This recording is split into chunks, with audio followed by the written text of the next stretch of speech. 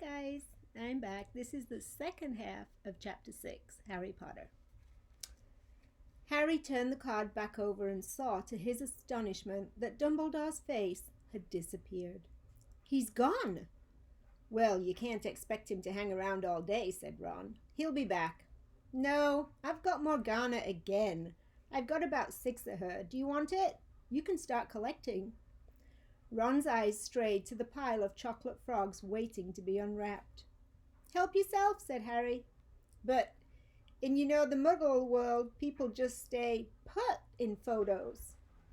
Do they? What? They don't move at all? Ron sounded amazed. Weird. Harry stared as Dumbledore sidled back into the picture on his card and gave him a small smile. Ron was more interested in eating the frogs than looking at the famous witches and wizard cards. But Harry couldn't keep his eyes off them. Soon he had not only Dumbledore and Morgana, but Hengist of Woodcroft, Alberic Grunyan, Circe, Paracelsus, and Merlin. He finally tore his eyes away from the druidess Cleodona. That one's interesting. Who was scratching her nose to open a bag of Bertie Bott's every flavor beans. You want to be careful with those, Ron warned Harry.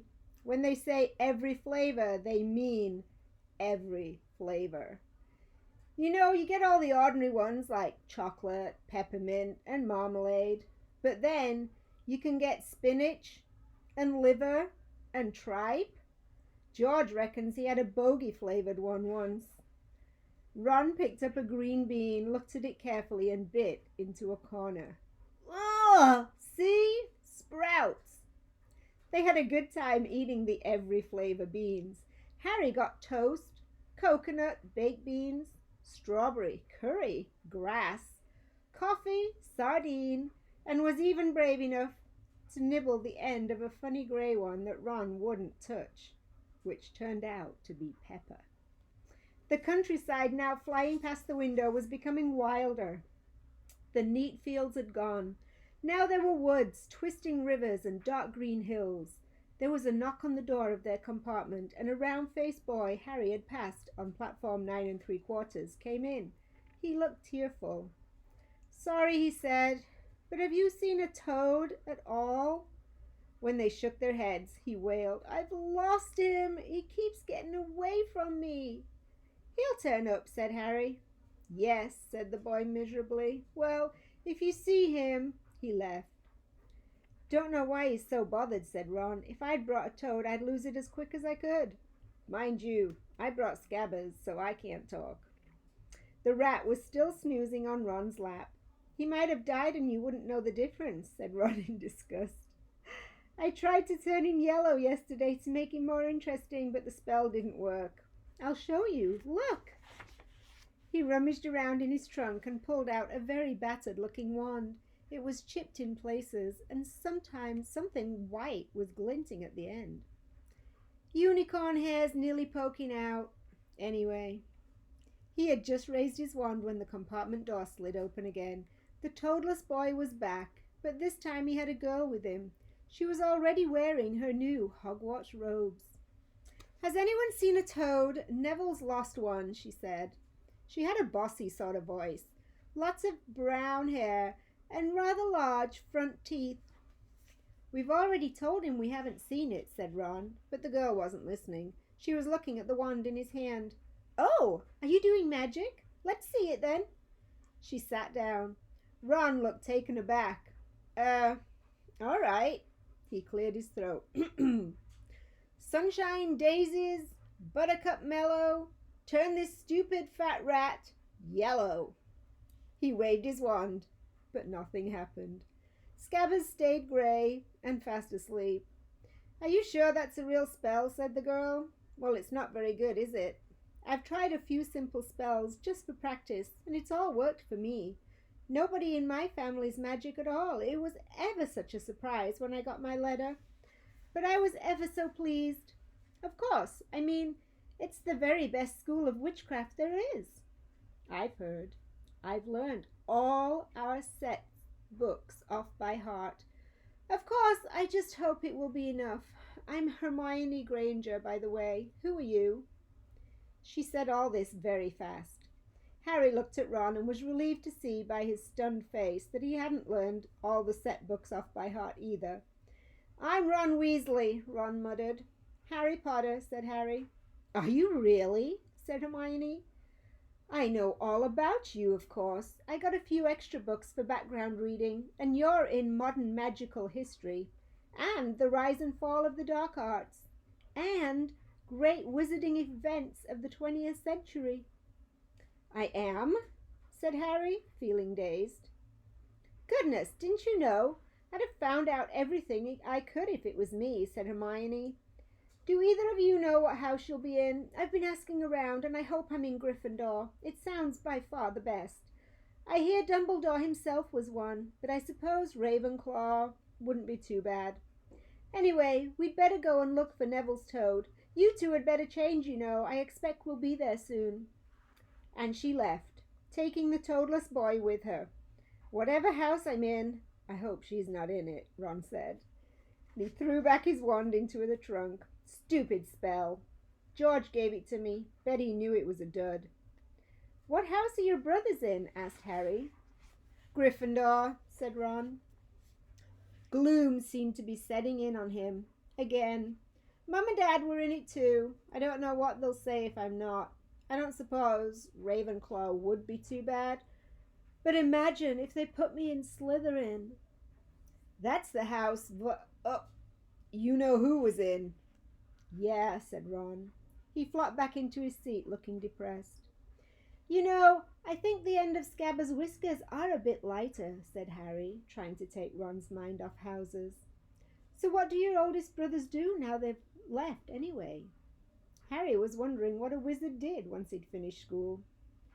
"Charlie's in Romania studying dragons, and Bill's in Africa doing something for Gringotts," said Ron. "Did you hear about Gringotts? It's been all over the Daily Prophet, but I don't suppose you get that with the Muggles. Someone tried to rob the high security vault." Harry stared. "Really? What happened to them?" "Nothing. That's why it's such big news. They haven't been caught. My dad says it must have been a powerful dark wizard to get round Gringotts, but they don't think that they took anything. That's what's odd.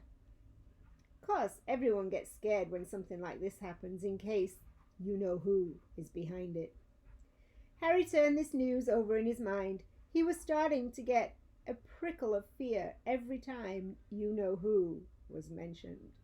He supposed this was all part of entering the magic world, but it had been a lot more comfortable saying Voldemort without worrying. "What's your Quidditch team?" Ron asked. I don't know any," Harry confessed. "What?" Ron looked dumbfounded. "Oh, you wait. It's the best game in the world." And he was off, explaining all about the 4 balls and the positions of the 7 players, describing famous games he'd been to with his brothers and broomstick he'd like to get if he had the money. He was just taking Harry through the finer points of the game when the compartment door slid open yet again. But it wasn't Neville the toadless boy or Hermione Granger this time. 3 boys entered, and Harry recognized the middle one at once. It was the pale boy from Madame Malkin's robe shop. He was looking at Harry with a lot more interest than he'd shown in Diagon Alley. "Is it true?" he said. "They're saying all down the train that Harry Potter's in this compartment. So it's you, is it?" "Yes," said Harry. He was looking at the other boys. Both of them were thick-set and looked extremely mean. Standing either side of the pale boy, they looked like bodyguards. "Oh, this is Crabbe and this is Goyle," said the pale boy carelessly, noticing where Harry was looking. "And my name's Malfoy. Draco Malfoy." Ron gave a slight cough, which might have been hiding a snigger. Draco Malfoy looked at him. "Think my name's funny, do you? No need to ask who you are. My father told me all the Weasleys have red hair, freckles, and more children than they can afford." He turned back to Harry. Soon you'll find out some wizarding families are much better than others, Potter. You don't want to go making friends with the wrong sort. I can help you there." He held out his hand to shake Harry's, but Harry didn't take it. "I think I can tell who the wrong sort are for myself, thanks," he said coolly. Draco Malfoy didn't go red, but a pink tinge appeared in his pale cheeks. "I'd be careful if I were you, Potter," he said slowly. "Unless you're a bit politer, you'll go the same way as your parents. They didn't know what was good for them either. You hang around with riffraff like the Weasleys and that Hagrid, and it'll rub off on you." Both Harry and Ron stood up. Ron's face was as red as his hair. "Say that again," he said. "Oh, you're going to fight us, are you?" Malfoy sneered. "Unless you get out now," said Harry, more bravely than he felt, because Crabbe and Goyle were a lot bigger than him and Ron. "But we don't feel like leaving, do we, boys? We've eaten all our food, and you still seem to have some." Goyle reached toward the chocolate frogs next to Ron.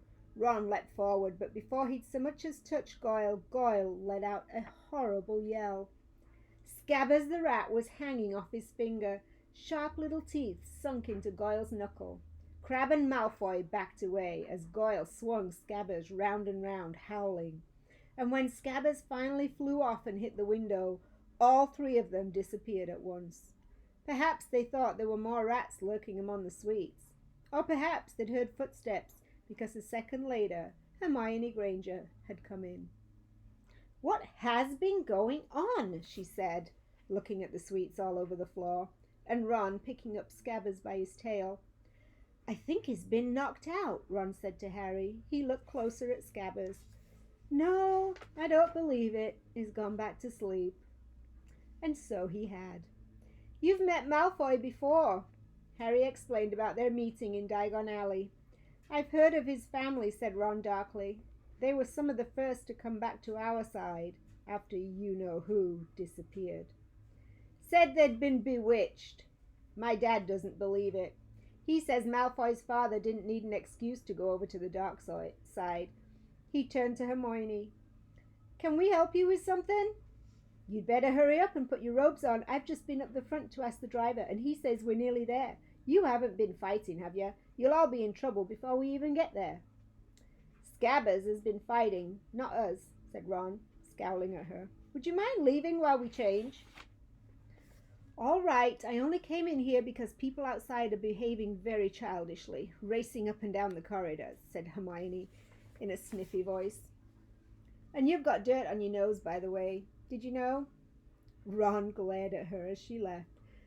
Harry peered out of the window. It was getting dark. He could see mountains and forests under deep purple sky. The train did seem to be slowing down. He and Ron took off their jackets and pulled on their long black robes. Ron's were a bit short for him. You could see his trainers underneath them. A voice echoed through the train. "We will be reaching Hogwarts in 5 minutes' time. Please leave your luggage on the train. It will be taken to the school separately." Harry's stomach lurched with nerves, and Ron, he saw, looked pale under his freckles. They crammed their pockets with the last of the sweets and joined the crowd thronging in the corridor. The train slowed right down and finally stopped. People pushed their way toward the door and out onto a tiny dark platform.